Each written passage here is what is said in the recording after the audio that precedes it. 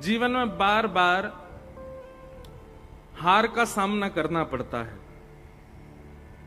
और आपका शायद जो भाव आगे है वो ये है कि आप भक्त हैं, वैष्णव हैं, इतनी भक्ति करते हैं, फिर भी इतना कष्ट और इतनी विपत्ति क्यों से नहीं। मैं इसका उत्तर दे चुका हूं कथा में, इसी जलंधर की कथा में। जीवन में आने वाले कष्ट सबके लिए नियमित होते हैं। मेरे जीवन के यदि 80 वर्ष हैं तो 80 वर्ष में ठाकुर जी ने सोच रखा है कि मुझे कब कब कहां कहां कैसे कैसे कष्ट देना है, मेरे प्रारब्धों के अनुसार। लेकिन जब हम अपना नाम जब बढ़ा देते हैं, ठाकुर जी के सन्मुख जाना प्रारंभ कर देते हैं, तो ठाकुर जी सारे कष्टों को जो विभाजित थे पूरे जीवन में, उनको एक साथ प्रदान कर देते हैं। इनको भोग करके निवृत्त हो लो। और इसमें सबसे ज्यादा प्रमाणित कथा आती है श्री जगन्नाथ भगवान के परम वैष्णव भक्त श्री माधवदास जी की। माधवदास जी को पेट का रोग हो गया, ना उठ पा रहे थे, ना चल पा रहे थे, कुछ नहीं कर पा रहे थे। बिस्तर पे ही पड़े पड़े मलमूत्र का त्याग कर रहे थे। तब जगन्नाथ भगवान ही उनकी सेवा करने के लिए आ गए। तो माधवदास जी ने जगन्नाथ भगवान से कहा, प्रभु आप मेरी सेवा कर रहे हो, मुझे रोग निवृत्त क्यों नहीं कर देते? आप तो भगवान हो,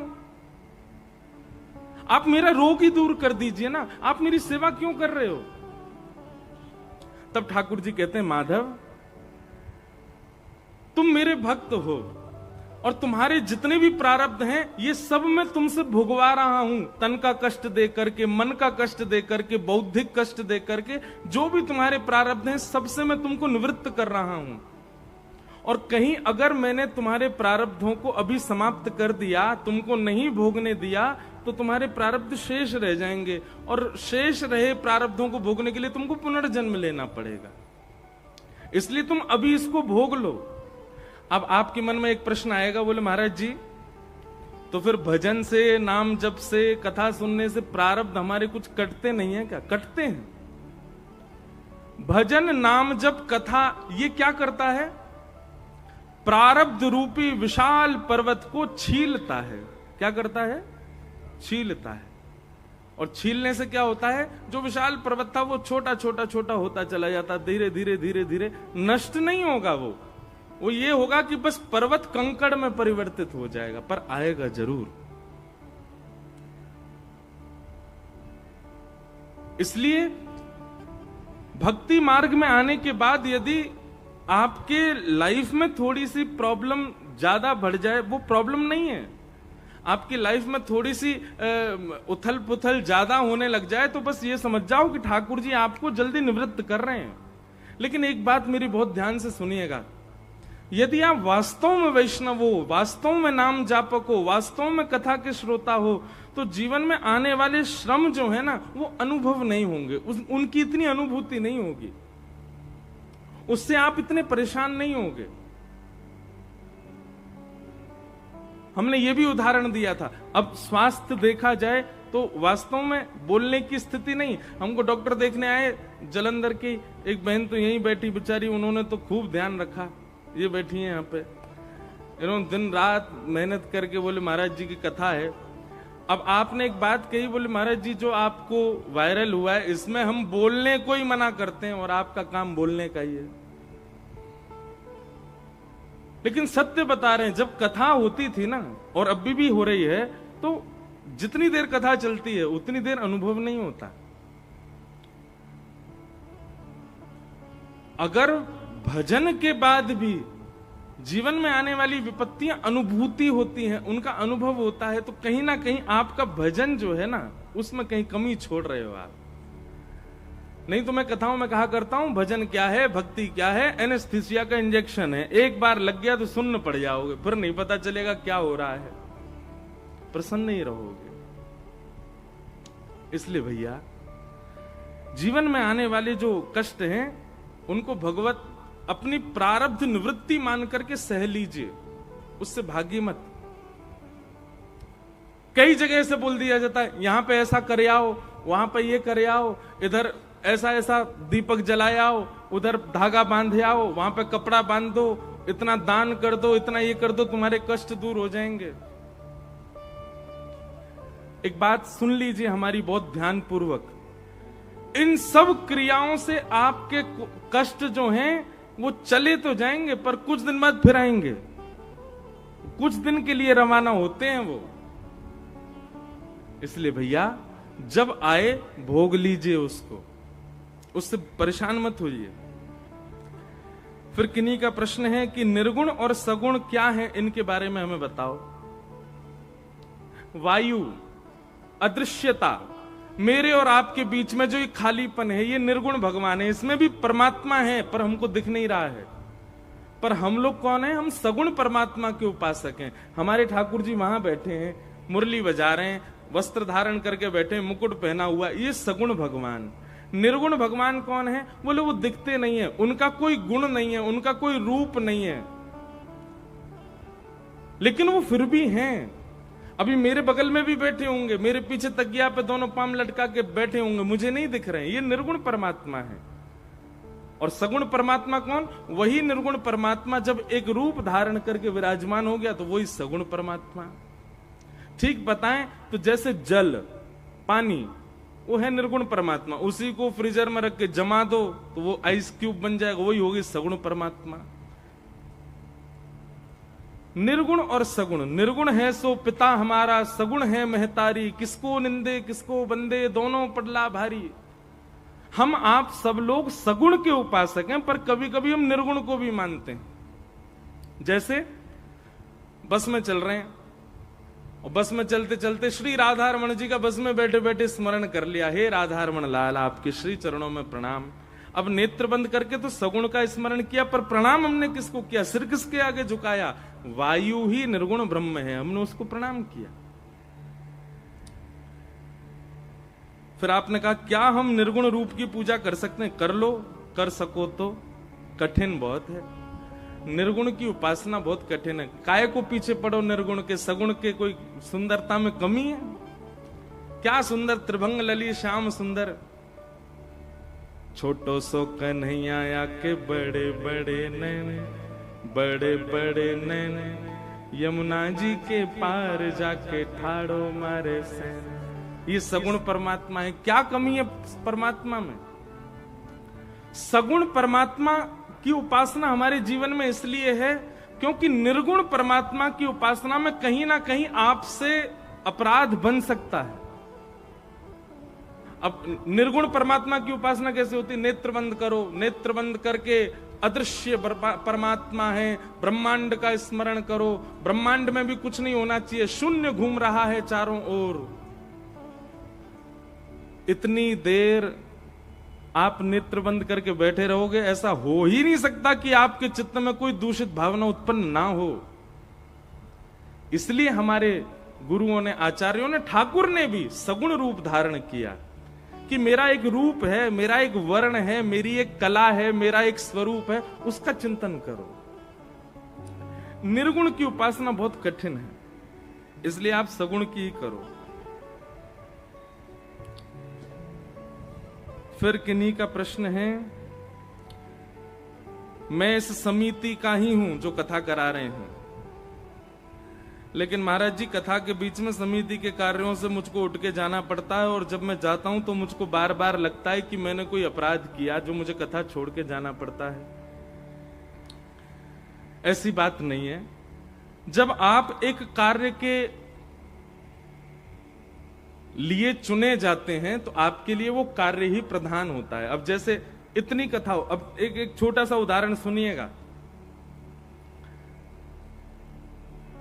परीक्षित को सुखदेव जी ने कथा सुनाई, पर ये परीक्षित पहले से कथा के श्रोता नियुक्त हो चुके थे। इनको पहले ही पता था कि मुझे कथा सुननी है। वो कैसे?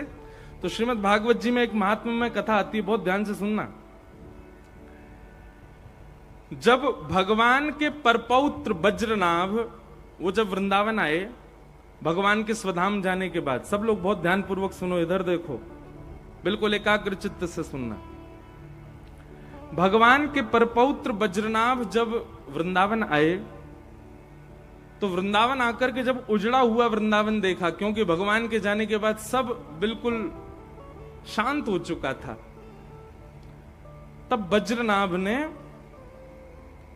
अपने चित्त को सुख देने के लिए, और 16,100 पटरानियां भी भगवान के वज्रनाभ के साथ थीं, उनको सुख देने के लिए सांडिल्य मुनि से पूछा कि हम क्या करें जिससे हमारे चित्त को सुख मिले।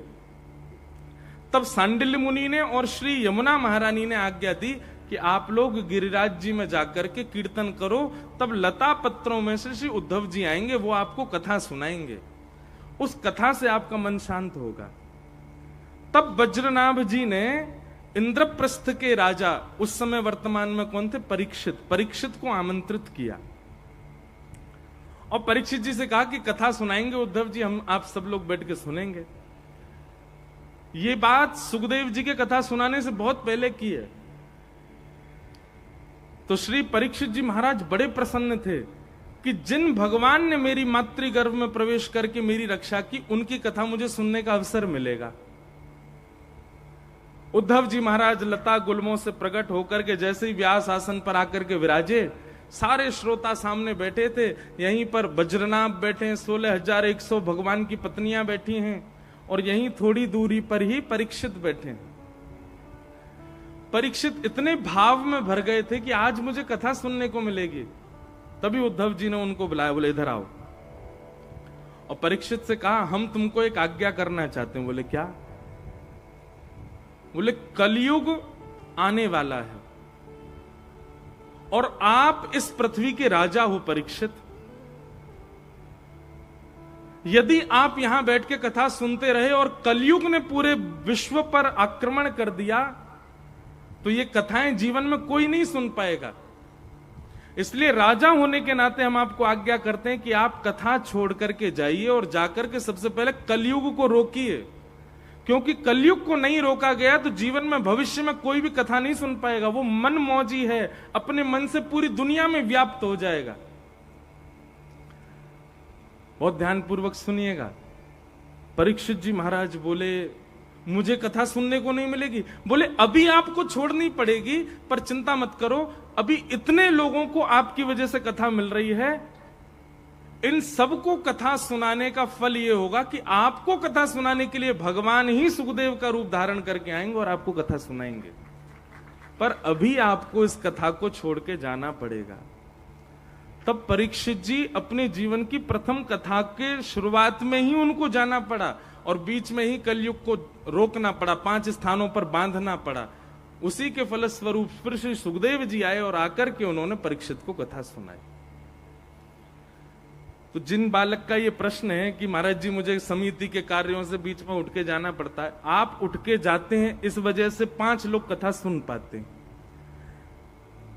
आपसे कोई काम, आपको कोई काम दे रखा है और आपने अगर वो काम छोड़ दिया, कथा में ही लगे रहे, वो काम बिगड़ जाएगा, तो उस काम के बिगड़ने से ना जाने कितनों को कथा से वंचित होना पड़ेगा, तो वो अपराध हो जाएगा। इसलिए कार्यकर्ताओं को, समिति के लोगों को, ये समिति वाले कथा नहीं सुन पाते, समिति वाले जो यहां बैठे हैं उनसे भी पूछ लो, ये भी कथा नहीं सुन पाते होंगे। कभी कोई आ गया, कभी कहीं जाना, कभी कहीं जाना। तो व्यवस्था प्रमुखों को तो बीच में जाना पड़े उसमें कोई अपराध नहीं है, पर जो खाली बैठे हैं फिर भी उठ के चले जाते हैं, उनको तो दंड लगता है, उनको तो अपराध लगता है। जो केवल उबासी लेने बैठे थे, कथा में कोई काम नहीं था। वैसे तो एक बात कहें, जलंधर के सब हमारे श्रोता बड़े ध्यान से सुनते हैं, बस पहले दूसरे दिन उठ के गए थे, फिर नहीं उठ के गए, फिर तो एकाग्रचित्त होकर के बैठते हैं सब। पर आपको कोई काम नहीं है, कोई ऐसी जरूरी व्यवस्था नहीं है, फिर भी आप कथा छोड़ करके जाते हैं, इसमें अपराध कुछ नहीं लगेगा, पर आप बहुत बड़े भाव से वंचित हो जाओगे। लेकिन आपको कोई कार्य है, आपसे, आपकी कार्यकर्ता से 5 लोग कथा सुन रहे हैं, तो आपको जाना चाहिए। पर जाना कैसे चाहिए कि ना व्यास को पता चले ना श्रोता को पता चले, चुपचाप खिसक जाओ। तो इस प्रकार ये कुछ प्रश्न थे। भगवान ने सब ब्रजवासियों से कहा, जिनकी शरण में आए उन पर भरोसा तो रखो। सब ब्रजवासियों ने आंख बंद करके गिरिराज जी को प्रणाम किया। नन्हे से बाल कृष्ण प्रभु ने एक तरफ से गिरिराज जी को 2 भुजाओं से अधर किया और भीतर प्रवेश करके 7 कोस लंबे चौड़े गिरिराज पर्वत को अपनी बाम हस्त की कन्नी उंगली के नख पर धारण कर लिया। बोल गिरवरधारी गोपाल की। सब ब्रजवासियों से कहा आ जाओ आ जाओ आ जाओ, सब अपनी अपनी छड़ी लेके आ जाओ। सब ब्रजवासी अपनी अपनी छड़ी लेकर के श्री गिरिराज जी के नीचे खड़े है गए और सबने अपनी अपनी छड़ी लगा दी। बंधुओं, गिरिराज जी कितने बड़े हैं? कितने बड़े हैं गिरिराज जी? 7 कोस लंबे, और गर्ग संहिता की बात माने तो 7 कोस लंबे, 7 कोस चौड़े, 7 कोस ऊंचे, इतने बड़े हैं गिरिराज जी। 7 एक कोस में 3 किलोमीटर, 21 किलोमीटर के हैं गिरिराज जी। रोज तिल भर भीतर जा रहे हैं, इसलिए अब गिरिराज जी बहुत छोटे से दिखते हैं, लेकिन जब ठाकुर जी ने उठाए तब इतने विशाल थे। इतने विशाल गिरिराज जी के नीचे सब ब्रजवासी पतली पतली छड़ी लगा करके खड़े हो गए, और सब इतने जोर से लगा के खड़े हैं कि मानो इन्होंने ही गिरिराज जी उठा रखे हैं। अच्छा, हम पे 2 दिन से रोज आ रहा है, बोले महाराज जी ये बताइए पूंछरी के लौठा की हुप हुप प्यारे का मतलब क्या है? अब ध्यान से सुनो। ठाकुर जी ने जैसे ही गिरिराज जी अपने बाम हस्त की कन्नी उंगली पर धारण किए, तो विशाल गिरिराज जी कभी इधर को जा रहे हैं, कभी इधर को, बीच में ठाकुर जी खड़े हैं, तराजू की तरह गिरिराज जी ऐसे झूल रहे हैं, कभी इधर को जाम। अब हम लोगों को तो लगता था, आज तक मैं भी यही सोचता था कि ठाकुर जी ने सीधे उठा लिए, स्थिर हो गए, पर नहीं, गिरिराज जी झूल रहे हैं, कभी इधर को जा रहे हैं, कभी इधर को जा रहे हैं। तो जहां की तरफ गिरिराज जी झुकते हैं, सब ब्रजवासी अपनी अपनी छड़ियां लगाते हैं, और छड़ी लगा करके सब बोलते हैं हुप हुप प्यारे। अब जैसे ही जोर लगाते हैं अपनी छड़ी की, तो वो गिरिराज जी ऊपर जाते हैं। जैसे ही ऊपर होते हैं तो सब ब्रजवासी कहते हैं प्यारे की जय हो, शाबाश है बंशी वारे, शाबाश है। अब इसमें पूछरी के लौठा कौन है? ये हनुमान जी का ही स्वरूप है। जैसे गिरिराज जी जहां को झुके, सब ब्रजवासी छड़ी लेके भागे, और उन ब्रजवासीन के पास बढ़िया बिल्कुल हत्ते तगड़े श्री हनुमान जी महाराज भी आ जाएं, और हनुमान जी आकर के भी अपनी अपनी अपनी भुजा लगामे गिरिराज जी को ऊपर करें, तो पूछरी के लौठा दौड़ करके आमे, तो सब उनको नाम ले में पूछरी के लौठा की हुप हुप प्यारे। तो ये जब जय जयकार कर रहे थे सब, बीच में खड़े खड़े ठाकुर जी जोर जोर से हंसने लगे, बोले एक बार और बोलो, एक बार और बोलो। अब पल्लंग को गिरिराज जी गए तो सबने वहां जाके बोले पूछरी के लौठा की हुप हुप। ठाकुर जी को ये बहुत प्रिय है। तो जब तक गिरिराज जी ऐसे झूलते रहे, तब तक सब ब्रजवासी अपनी अपनी छड़ी लगा लगा करके यही जय जयकार करते रहे, और जब जब ब्रजवासी ये जय जयकार करें, ठाकुर जी को जोर की हंसी आवे। लाला को मुस्कुरा तो देख, सब ब्रजवासी बोले लाला को जी जय जयकार बहुत बढ़िया लग गया। अब जब भी लाला कछु विशेष करेगा, सब जय को बोलेंगे, जोर से बोलियो पूछरी के लौठा की हुप हुप प्यारे। क्या बात है बंसी वारे, शाबाश है। तो ऐसे ठाकुर जी गिरिराज जी झूल रहे हैं, और सब ब्रजवासी अपनी अपनी छड़ी लगा रहे हैं। अब एक समय आया, गिरिराज जी स्थिर हो गए, और ठाकुर जी बाम हस्त की कन्नी उंगली के नख पर धारण करके खड़े हैं। सब ब्रजवासी अपने अपने पसीना पहुंच रहे हैं, छड़ी लेके खड़े हैं। ब्रजवासी ने कही लाला तू अपनी उंगली नीचे कर ले, हमने अपनी छड़ी लगा ली है, अब गिरिराज जी नीचे ना आमेंगे। ठाकुर जी बोले कैसी बात कर रहे हो, मैंने उंगली नीचे कर ली तो पूरे गिरिराज जी नीचे आ जाएंगे, सब चटनी बन जाओगे। ब्रजवासी बोले हम बे लाला तू यूं जानना होगा, तेरी नेक सी उंगली पे गिरिराज जी टिक रहे हैं। अरे लाला हम सबन ने छड़ी लगा रखी है, ज्यादा इतराव है मत, चल अपनी उंगली नीचे कर ले। ठाकुर जी बोले तुम्हें विश्वास ही ना है, अरे तुम्हारी छड़ी पर ना टिक रहे, मेरी उंगली पर टिक रहे हैं।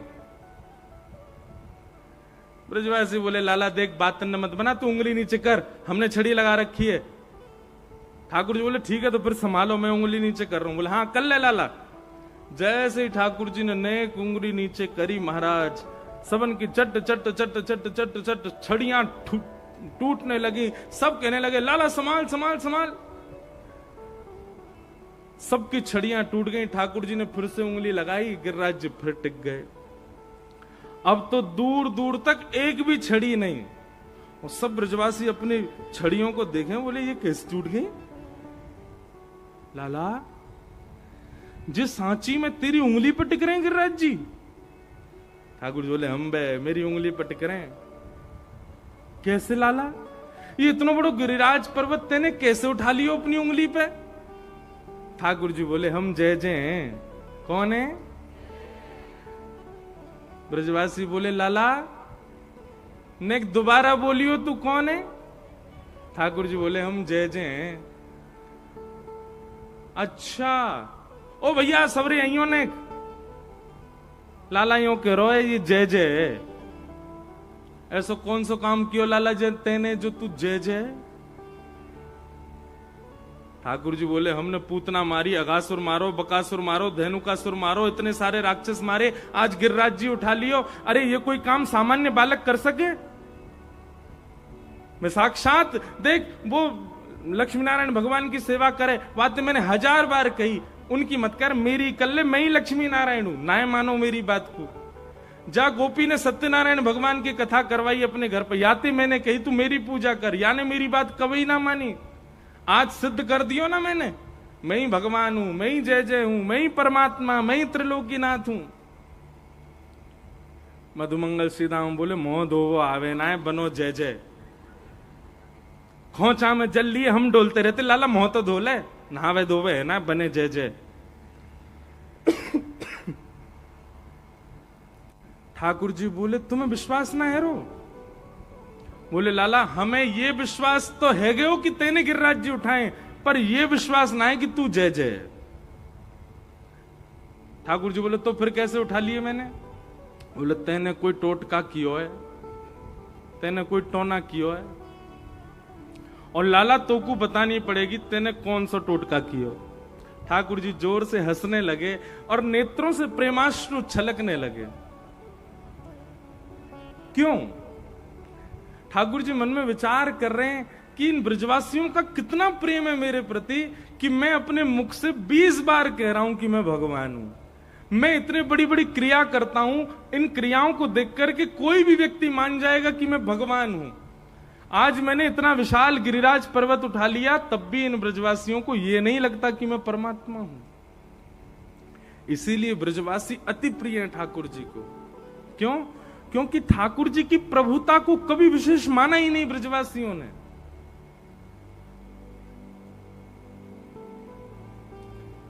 हम लोग कैसे हैं पता है?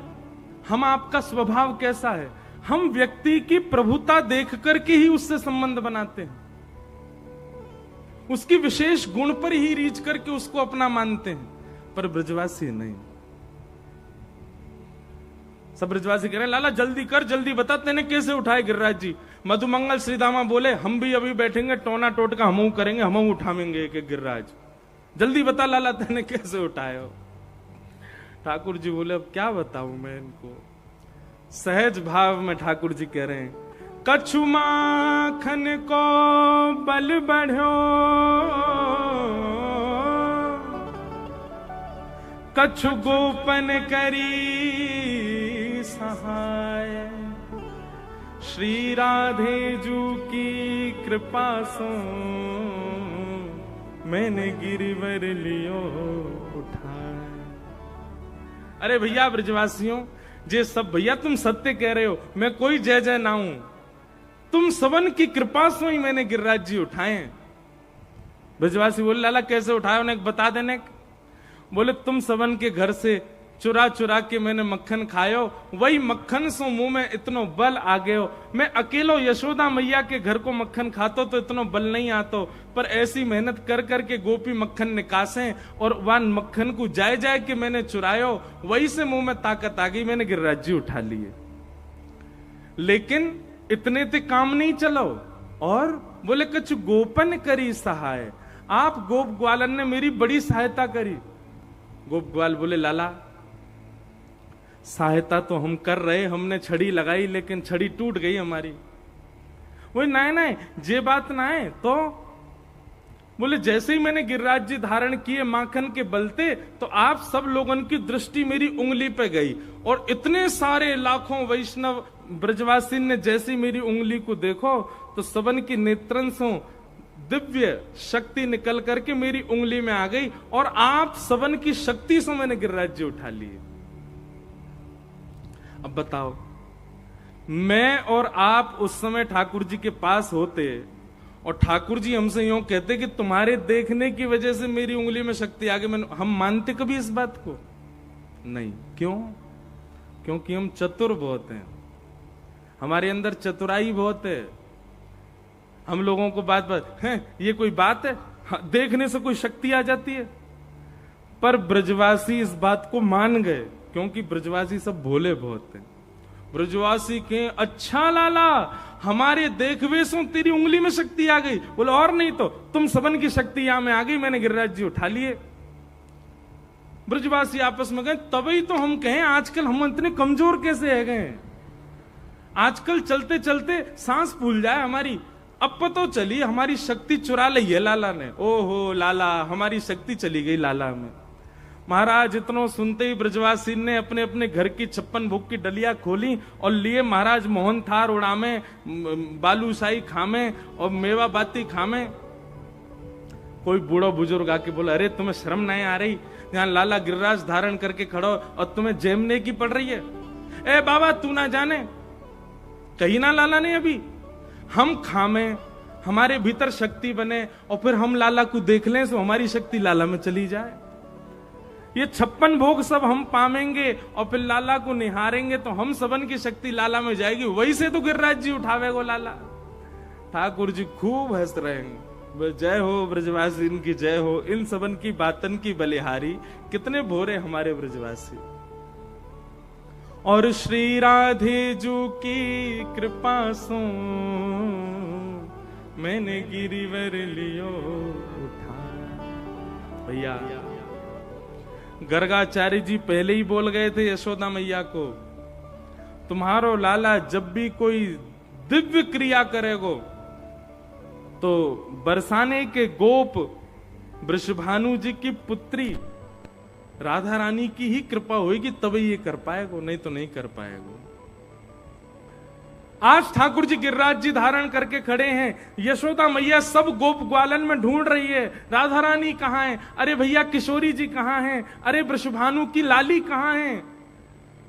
3 दिन तक ढूंढती रही यशोदा मैया, पर किशोरी जी नहीं मिली। तब अंत में आकर के लाला के चरण दबाने लगी यशोदा मैया, मेरे लाला की शक्ति कहीं खत्म नहीं है जाए। अरे वो वृषभानु की लाली मिली नहीं रही है।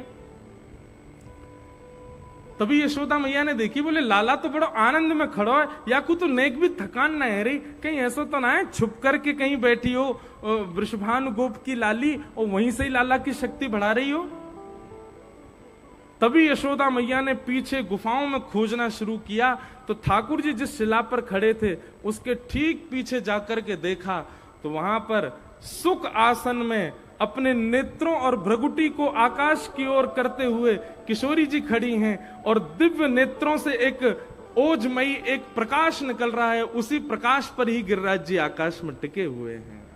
श्री राधे जू की कृपा सो मैंने गिरिवर लियो। मैं तो कथा में कह दूं भैया, ठाकुर जी तो केवल दिखावे के मारे यूं खड़े है गए, वास्तव में गिरिराज धारण तो हमारी श्री जी ने किया है, गिरिराज धारण तो हमारी किशोरी जी ने किया है। और ठाकुर जी को तो फिर भी उंगली लगानी पड़े, किशोरी जी तो अपनी केवल भ्रगुटी मात्र पर गिरिराज जी धारण कर ले। ऐसे हमारी किशोरी जी। बोलो वृषभानु दुलारी की। असली गिरवरधारी कौन है? श्री जी, किशोरी जी हमारी लाडली जी हैं, उन्हीं की कृपा से ही गिरिराज जी धारण हो।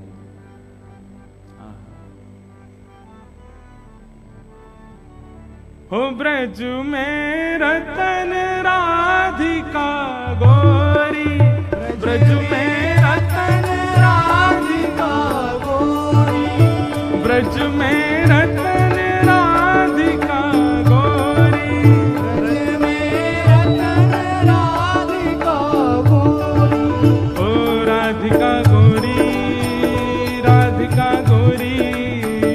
राधिका गोरी, राधिका गोरी, राधिका गोरी, राधिका गोरी, राधिका गोरी, राधिका गोरी।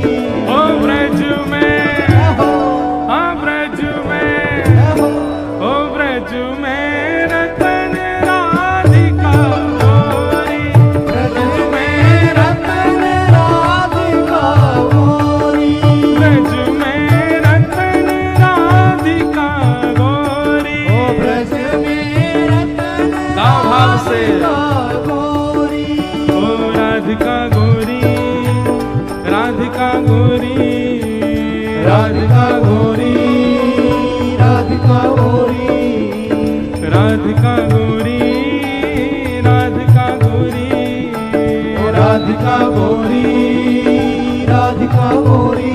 ओ ब्रज में, हाँ ब्रज में, ओ ब्रज में रतन राधिका गोरी, ओ ब्रज में रतन राधिका गोरी, हाँ ब्रज में रतन राधिका ओ गोरी। ब्रज में रतन राधिका गोरी।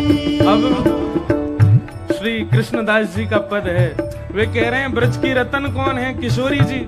तो भैया रतन चुरावे को काम है हमारे लाला को। वो किशोरी रूपी रतन चुरायो कौन ने? बोले ठाकुर जी ने चुरायो। कैसे चुरायो? हर लीनी वृष भानु भवन ते, हर लीनी वृष भानु भवन ते, ओ हर लीनी वृष भानु भवन ते, हर लीनी वृषभानु भवन ते, वृष भानु भवन ते, वृष भानु भवन ते, वृषभानु भवन ते, भानु भवन ओ ते, वृष भानु भवन ते, वृष भानु भवन ते, वृषभानु भवन ते, वृषभानु भवन ते, ओ हर लीनी वृष भानु भवन ते, हर लीनी वृषभानु भवन ते। कौन? नंद सुवन की जोरी, नंद सुवन की जोरी, आनंद सुवन की जोरी, सुवन की जोरी। ओ ब्रज में, हाँ ब्रज में, ओ ब्रज में रतन राधिका गोरी,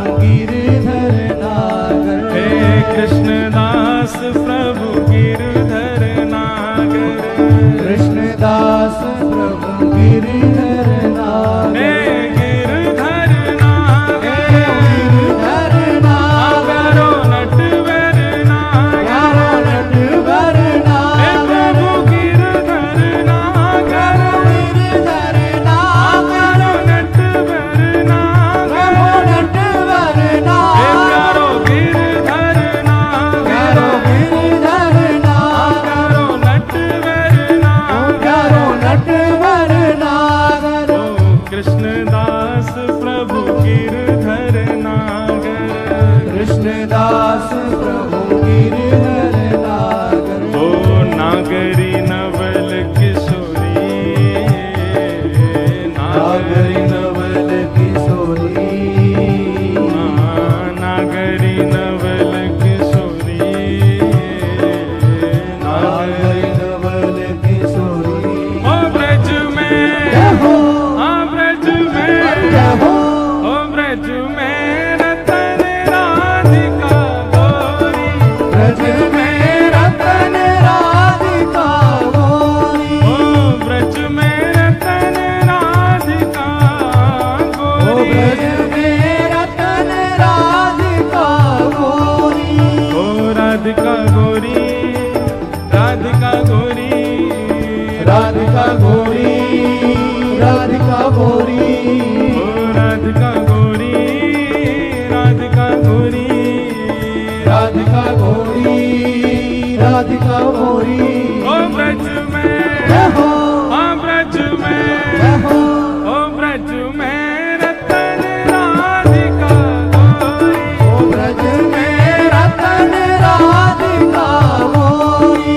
ब्रज में रतन राधिका ओ गोरी, ब्रज में रतन राधिका गोरी, हे ब्रज में रतन राधिका गोरी, ओ ब्रज में रतन राधिका गोरी, हे ब्रज में रतन राधिका गोरी, ओ ब्रज में रतन राधिका गोरी, ओ पिय भुज कंद दिए शोभित मन, पिय भुज कंद दिए, हाँ पिय भुज कंद दिए शोभित मन, ये भुजदंड दिए शोभित, हाँ दिए शोभित मन, दिए शोभित मन, दिए शोभित मन, दिए शोभित, हाँ दिए शोभित मन, दिए शोभित मन, दिए शोभित मन, दिए शोभित मन, हे पिय भुज कंद दिए शोभित मन, ये भुजदंड दिए शोभित मन, घन दामिनी दुत जोरी, घन दामिनी दुत जोरी, ओ घन दामिनी दुत जोरी,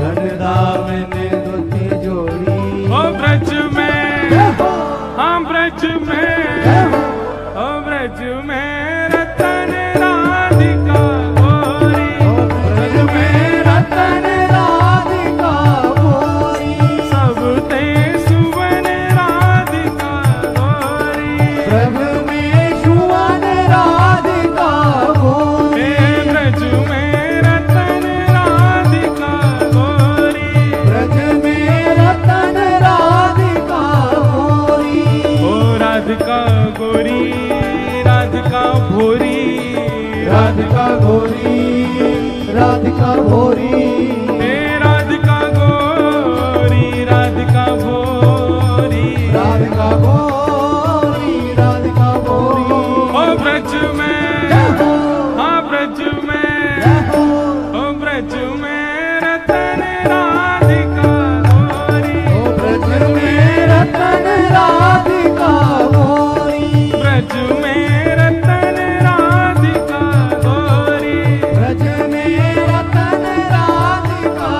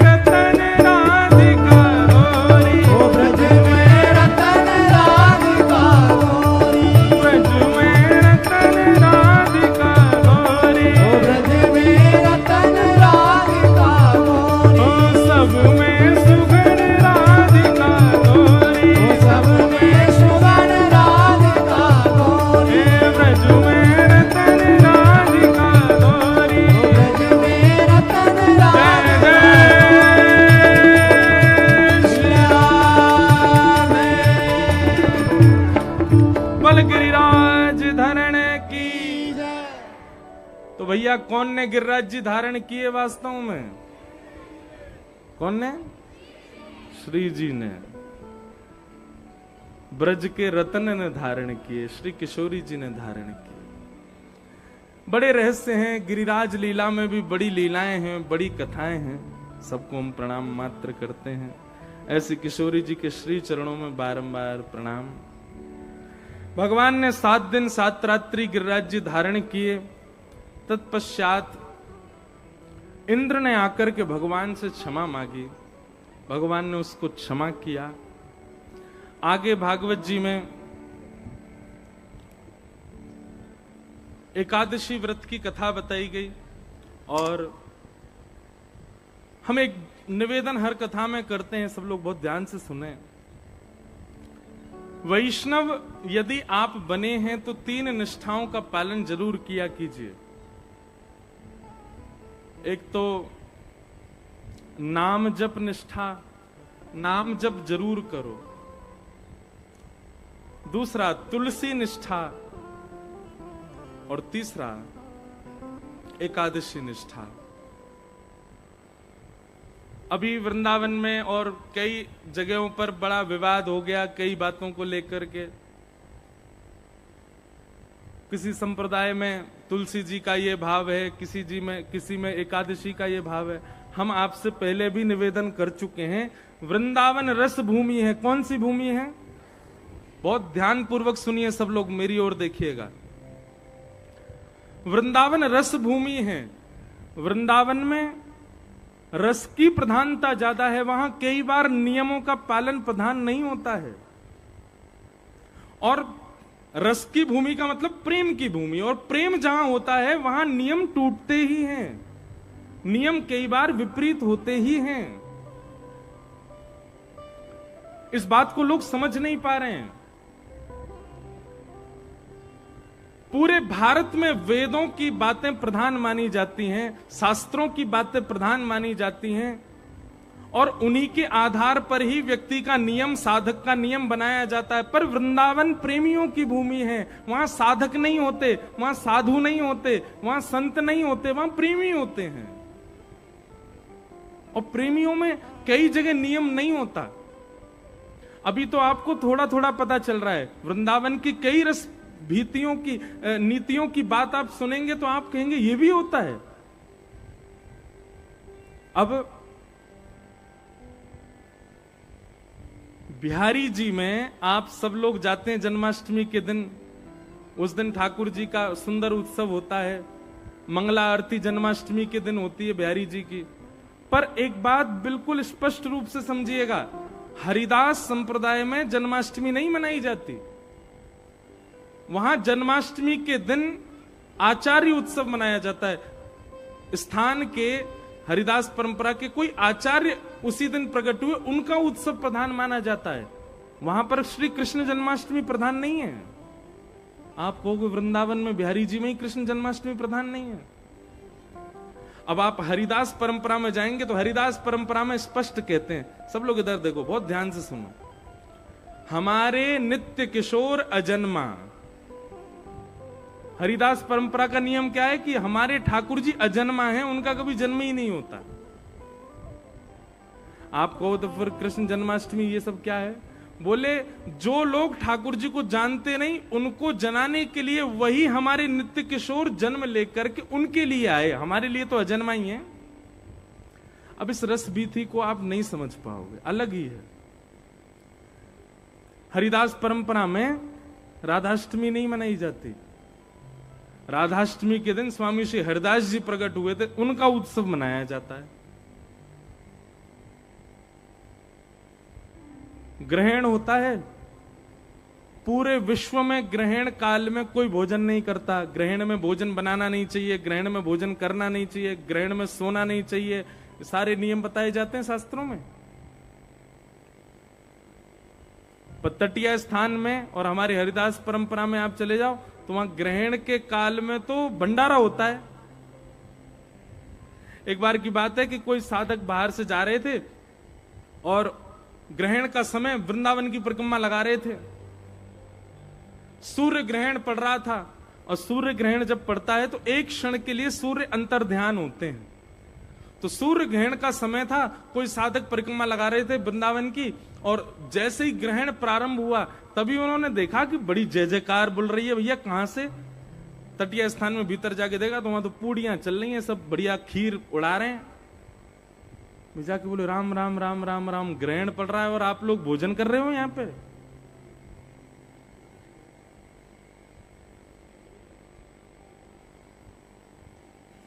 तटीय स्थान के साधक बोले भैया तुम यार रस को नहीं समझ पाओगे, तुम्हारे लिए चंद्र ग्रहण है, तुम्हारे लिए सूर्य ग्रहण है, हमारे लिए तो ये चंद्र और सूर्य भी श्री ठाकुर जी और किशोरी जी के रूप हैं। जब ग्रहण पड़े तो हम तो ये माने कि आज भैया श्याम सुंदर और किशोरी जी को मिलन है रहे हो, वही के लिए हम लोग तो यहाँ तो भंडारों पा रहे हैं, उसके पद भी हैं। चंद्र ग्रहण पे वे लोग ऐसा माने कि चंद्रमा कौन है? बोले साक्षात हमारी किशोरी जी हैं। और ग्रहण पड़ते चंद्रमा अदृश्य हुआ। बोले अदृश्य नहीं हुआ, ग्रहण नहीं हुआ, श्याम सुंदर सामने आ गए, सामने आके आलिंगन कर लियो किशोरी जी को। अब इस रस बीथी को आप कैसे समझ पाओगे? हमारे वृंदावन की रस परंपरा, रस चर्चा, उसको बहुत गोपनीय रखा गया। हमारी गलती है, हम लोगों ने, व्यास परंपरा ने अभी व्यास मंचों से बहुत कहना शुरू कर दिया है। हम ये विचार नहीं करते कि भाई जितने लोग दिख रहे हैं सब योग्य हैं, पर इनमें कोई अयोग्य भी तो बैठा होगा। इसलिए मंचों से चर्चा होनी चाहिए, पर इतनी अंतरंग चर्चा ठाकुर जी की नहीं सुनानी चाहिए। अब वही हो रहा है, पूरे वृंदावन में विवाद चल रहा है, लोग उस पर प्रश्न उठा रहे हैं, ये कैसे कर दिया आप, ये कैसे हो जाता है ये। अरे भाई कईयों की परंपरा है, उस परंपरा को आप नहीं समझ पाओगे।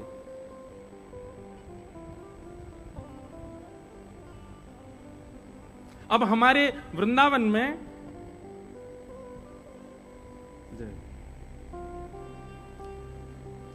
एकादशी नहीं रखते कई परंपरा के लोग, एकादशी का नियम ही नहीं है, वहां पे रखना ही नहीं है एकादशी। और हमारे शास्त्र कहते हैं कि एकादशी करनी चाहिए, एकादशी नहीं करो तो कितना घनघोर पाप लगता है। बहुत सावधानी से सुनो सब लोग, बोलो वृंदावन बिहारी लाल की। इधर देखो सब लोग, यहां देखो, 2 दिन और देख लो हैं, फिर कहीं देखियो।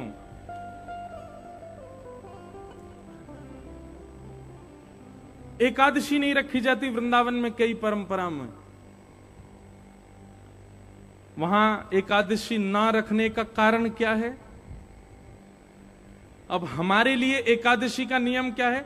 इसका मतलब ये नहीं कि तुम भी छोड़ दो, तुम्हें तो फिर पाप लग जाएगा। ये उन परंपरा वालों को ये अधिकार है कि वो नहीं करें तो उनके लिए ठीक है, पर हमको तो रखनी चाहिए, हम तो वैष्णव है, हमको करना ही है। पर जिस परंपरा में एकादशी का विधान नहीं है वहां क्यों नहीं है, सुनिए। उनके यहां ऐसी भावना है कि एकादशी में अन्न में पाप का निवास होता है, अन्न में पाप का निवास होता है एकादशी के दिन, इसलिए अन्न नहीं पाना चाहिए। लेकिन हमारे वृंदावन की रस परंपरा में ऐसा मानते हैं कि भाई कल ठाकुर जी को रात्रि में भोग लगा, भोग लगने से पहले अन्न था, पर ठाकुर जी के सन्मुख पधराने के बाद वो भोग हो गया। अब वही भोग आज हम उसको देख करके पीछे कर रहे हैं। बोले क्यों? आज तो एकादशी है, आज तो हम अन्न पाएंगे नहीं, तो भोग का तो तिरस्कार हो जाएगा। उनकी भावना ऐसी है, रस परंपरा की भावना ऐसी है, कल जो भोग था आज एकादशी होने पर वो पाप कैसे हो सकता है? वो आज भी भोग ही है, इसलिए हम आज भी पाएंगे। इसलिए वहां की परंपरा में एकादशी नहीं है। जगन्नाथपुरी में एकादशी नहीं है, केवल जगन्नाथपुरी में एकादशी नहीं है। वहां एकादशी क्यों नहीं है? बोले भैया एकादशी उस अन्न को लगती है जो मानव बनाते हैं, पर जगन्नाथपुरी में तो रसोई घर की अधिष्ठात्री लक्ष्मी है, और लक्ष्मी यदि किसी अन्न को छू ले उसमें पाप कैसे आ जाएगा? आ ही नहीं सकता। इसलिए जगन्नाथपुरी में महाप्रसाद पाने में कोई दोष नहीं है, बल्कि जगन्नाथपुरी में तो अदबद के चावल ही खवाए जाते हैं एकादशी के दिन। क्यों? क्योंकि लक्ष्मी बनाती हैं। वहां ऐसी भावना नहीं है कि वहां रसोई में कोई पुरुष भोजन बना रहा है या कोई पुरुष भोग सिद्ध कर रहा है। वहां की भावना ऐसी है कि जितने भी लोग रसोई घर में लगे जगन्नाथ जी के में, सब लक्ष्मी जी का अवतार हैं, सब लक्ष्मी जी के रूप हैं। इसलिए लक्ष्मी यदि अपने हाथ से कुछ बना रही है उसमें पाप कैसे रह सकता है? इसलिए भैया हमारी आपसे प्रार्थना है, वृंदावन की कई रस बीथियों में कई परंपरा शास्त्रों से, वेदों से, नियमों से बहुत उल्टी हैं। आप उसमें अपना दिमाग लगा करके और खास करके सोशल मीडिया पर उसको डाल डाल करके किसी परंपरा पर प्रश्न चिन्ह मत उठाइए। उस परंपरा को जानिए, उस परंपरा को समझिए। हम रामानुज वैष्णव परंपरा से हैं, पर पूज्य गुरुदेव भगवान की इतनी कृपा, संत जनों की इतनी कृपा, हम पंचायती हैं। हम सारी परंपराओं को पढ़ते हैं, सारी परंपराओं को मानते हैं, सबको वंदन करते हैं, सबकी कथा सुनाते हैं, सबके भाव को स्वीकार करते हैं और अपने तिलक वैष्णव स्वरूप, अपने गुरु मंत्र और अपनी परंपरा का निर्वहन करते हैं।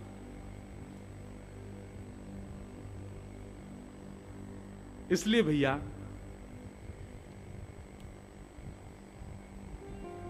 कई बार वृंदावन की रस बीथियों में, कई बार वृंदावन की रस चर्चाओं में शास्त्र और वेदों की बातों को जबरदस्ती लगाना जरूरी नहीं है। वृंदावन अलग है। हां, आप किसी अन्य स्थान की बात करो, वहां पर जरूर शास्त्र सम्मत बात होगी, पर वृंदावन में नहीं। अब ऐसे तो नियम है, बिना घंटी घड़ियाल के ठाकुर जी की आरती होनी चाहिए। कभी बिहारी जी में होती है, घंटी नहीं बजती, घंटा ही नहीं बजते, कोई घड़ियाल नहीं बजते, शंख वंख कुछ नहीं बजाते वहां पे, केवल आरती घूमती है। क्यों? ने 100 लाला है, जोड़ते शंख बजा दियो, घंटी घड़ियाल बजा दी, डर जाएगो। या हमारे बिना घंटा घड़ियाल की ठाकुर जी की आरती हो जाती है। पूरी दुनिया में ठाकुर जी ब्रह्म मुहूर्त में उठते हैं, बिहारी जी हमारे 8 बजे उठते हैं। क्यों? बोले ने 100 लाला है, आराम से उठेगो, सो के, इतनी जल्दी ना उठेगो। क्यों? ये प्रेम की बात है ना। जहां प्रेम और रस प्रधान होता है वहां पर शास्त्र आज्ञा गौड़ हो जाती है। इसका मतलब ये नहीं शास्त्र आज्ञा माननी नहीं है, पर जहां रस और प्रेम प्रधान है वहां वो चलेगी नहीं, वहां उस भाव को आप रख नहीं पाओगे। इसलिए भैया वृंदावन की कई परंपराओं में जो परंपरागत है उसको स्वीकार कीजिए, आप अपनी परंपरा का पालन करो।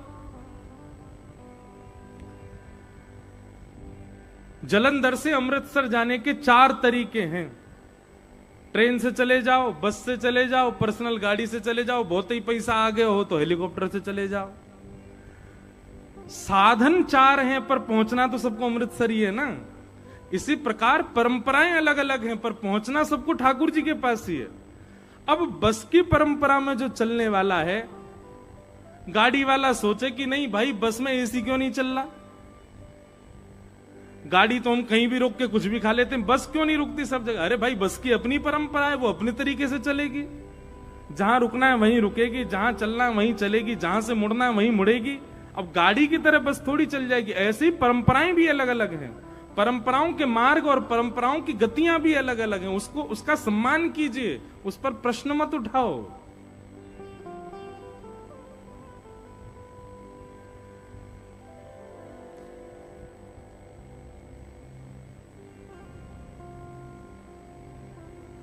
वृंदावन की रस परंपरा को समझना बहुत मुश्किल है बंधुओं। इसीलिए हमारे यहां कहते हैं, प्रेम को प्रमुख यही वृंदावन धाम, प्रेम ही ते पायो श्याम रसिया ने नाम, याए जाने कहां गंवार।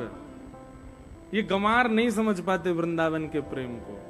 प्रेम नदिया की सदा उल्टी बहे। अब हमारे वृंदावन शतक में कहते हैं कि वृंदावन में यदि कोई आपका बहुत सम्मान करे, वृंदावन में यदि कोई आपसे बहुत प्यार से बात करे, तो यूं समझ जाना जरूर आपने कोई पाप किया है।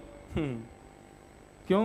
बोले वृंदावन में तो तब जानो जब गारी पड़े, वृंदावन में तो श्रेष्ठ तब जानो जब कोई तुम्हें कोहनी मार दे, वृंदावन में तो श्रेष्ठ तब जानो तुम्हारे पीछे कोई डंडा लेके भागे, दारी के 2-4 गारी देवे तब समझो हाँ भैया जिस वृंदावन में ठाकुर जी में गारी पड़ी, वह वृंदावन में हम में गारी ना पड़ी तो फिर हमने कहा कियो।